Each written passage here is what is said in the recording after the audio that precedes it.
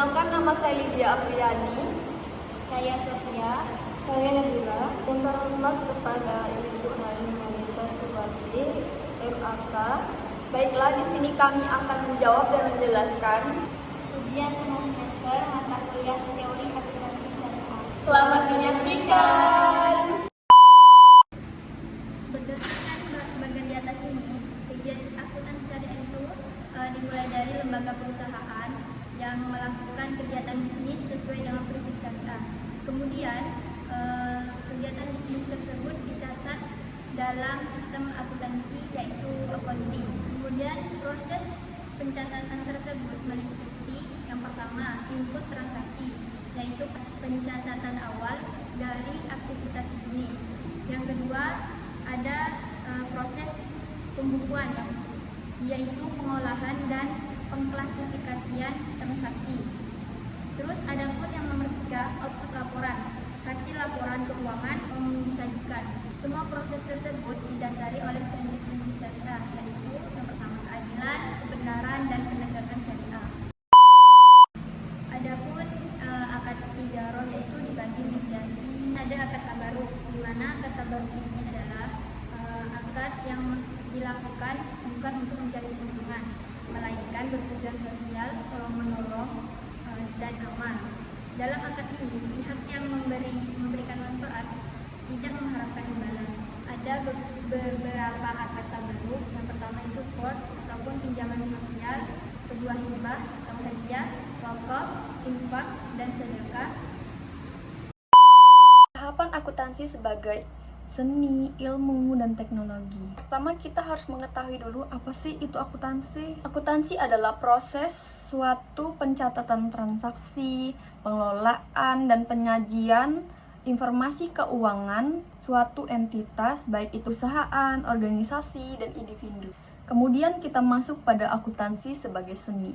Sarjono pada tahun 2005 pernah membahas perdebatan hingga saat ini, perdebatan tentang akuntansi, apakah akuntansi itu sebagai seni, apakah akuntansi itu sebagai ilmu, dan apakah akuntansi itu sebagai teknologi. Pengelompokan akuntansi sebagai seni dilatar belakangi oleh kenyataan bahwa awal perkembangan dari pengetahuan ini yaitu dari praktik penggunaannya. Dan bisnis merupakan salah satu sarana pengelolaan keuangan. Dan Sudipyo pada tahun 1986 juga menyampaikan bahwa kalangan yang berpendapat demikian juga ditandasi oleh adanya faktor Jackman dan untuk menentukan langkah-langkah dalam penggunaan pengetahuan ini. Menurut Starling pada tahun 1975 dan Sutopo pada tahun 1998, akuntansi tidak dapat dikategorikan sebagai seni, dan namun lebih mendekati pada disiplin sains. Dan ada beberapa pendekatan logika yang telah disampaikan oleh Starling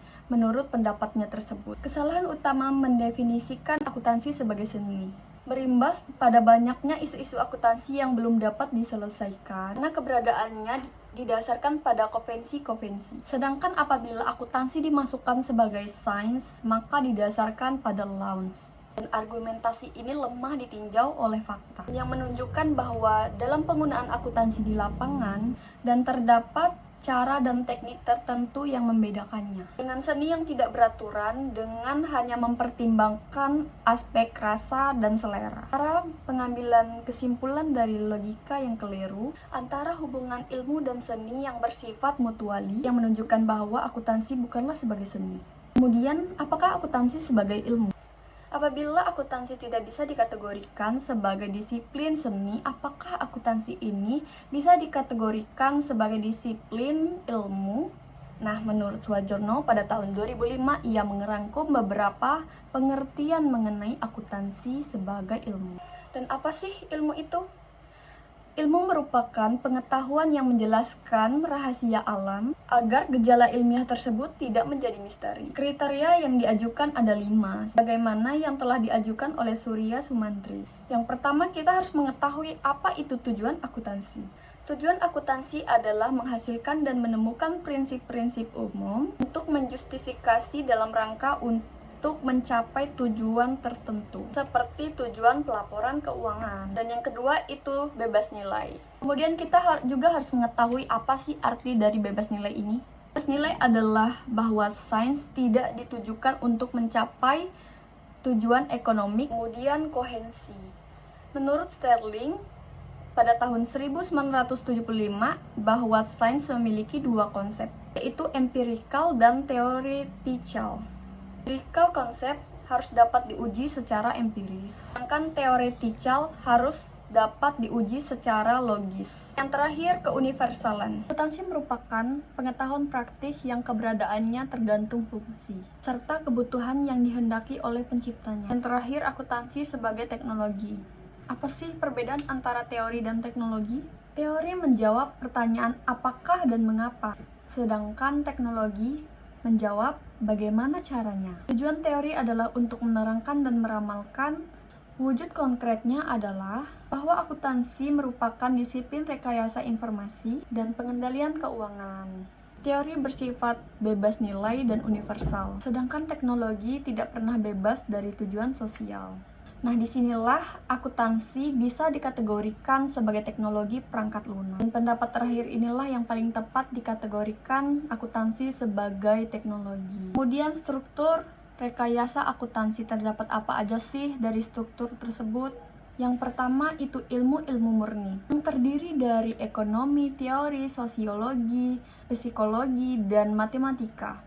Kemudian ilmu-ilmu terapan, terdiri dari manajemen, matematika terapan, teknologi komputer, ekonomi terapan, teknologi komunikasi dan teknologi pengukuran, dan lain-lain. Kemudian ilmu-ilmu sosial, terdiri dari nilai-nilai sosial dan tujuan-tujuan sosial, sistem politik, sistem ekonomi, dan lain-lain. Dan itu merupakan pemaknaan akuntansi sebagai seni, ilmu, dan teknologi.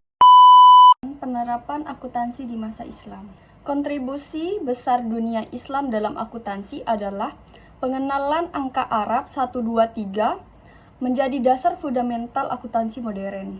Metode double entry yang dikreditkan oleh Luca Pacioli pada tahun 1494 telah diterapkan di dunia Islam jauh sebelumnya. Sistem akuntansi dalam Islam bermula dari zakat pada tahun 2 Hijriah atau 623 Masehi.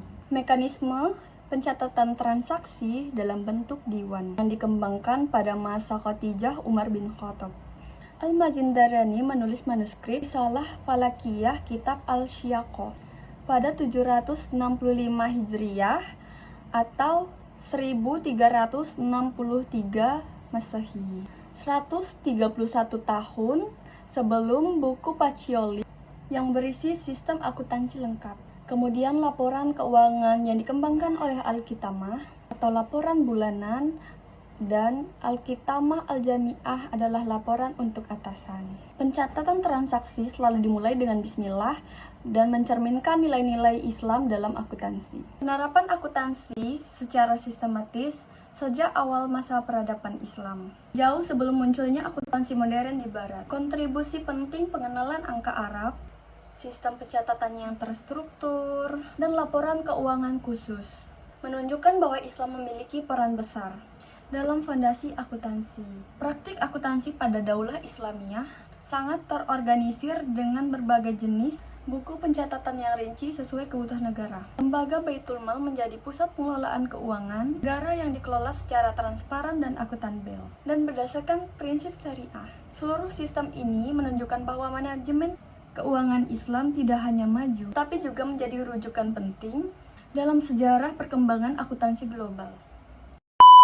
Baik, saya akan menjelaskan tentang prinsip dalam pembentukan akuntansi syariah. Terus ada ciri khusus antara akuntansi konvensional dengan akuntansi syariah. Pembentukan akuntansi syariah ini ialah menurut ciri khasnya sebagai responden terhadap kebutuhan akan sistem akuntansi yang sesuai dengan prinsip-prinsip Islam. Selanjutnya ada ciri khusus antara akuntansi konvensional dengan akuntansi syariah. Nah, yang pertama dari segi aspek yaitu tujuannya. Menurut akuntansi konvensional, laba maksimal itu untuk pemilik modal. Sedangkan menurut akuntansi syariah, keadilan, transparansi, dan kepatuhan terhadap syariah. Selanjutnya dasar hukum menurut aspek. Nah, menurut akuntansi konvensional, prinsip itu berdasarkan ekonomi pasar. Sedangkan menurut akuntansi syariah itu berdasarkan Al-Quran, hadis, ijma, dan qiyas. Yang ketiga yaitu unsur transaksi, itu ada aspek unsur transaksi, yaitu menurut akuntansi konvensional berdasarkan tidak membatasi akad apapun. Menurut akuntansi syariah itu menghindari seperti gihar, seperti riba, lahar, dan mesir. Nah, selanjutnya ada aspek pengakuan pendapatan. Menurut akuntansi konvensional berdasarkan realisasi atau kontrak. Menurut akuntansi syariah penerapan akad syariah tertentu. Yang selanjutnya yaitu laporan tambahan, yaitu menurut akuntansi konvensional yaitu berdasarkan laporan keuangan umum. Dan menurut akuntansi syariah itu berdasarkan laporan zakat, laporan kepatuhan syariah, dan tanggung jawab sosial. Selanjutnya saya akan menjelaskan tentang komprehensif perbedaan antara pilar akuntansi keuangan yang dulu hingga sekarang yang ada di Indonesia.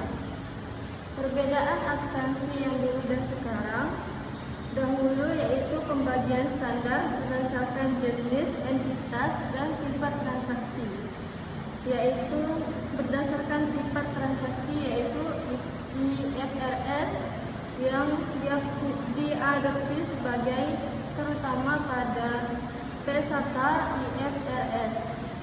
Selanjutnya P1 syariah terpisah pemerintah, SAP yang diakui sebagai standar tersendiri.